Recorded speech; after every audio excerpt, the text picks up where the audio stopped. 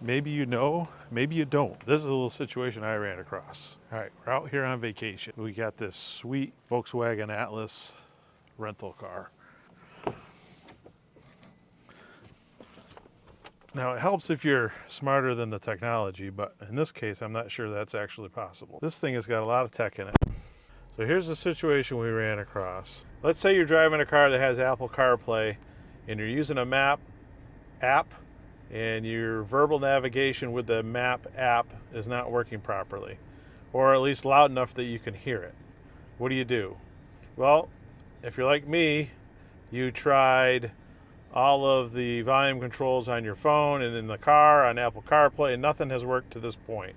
Well, here's what I found out. If you just use the volume control on your steering wheel, that's the only volume control that I have in this car, you can turn the volume up and down when the verbal navigation is talking. Proceed to the route. And when she talks, hopefully she'll talk again. I'm going In to half a mile, turn right onto Orange Lake Boulevard.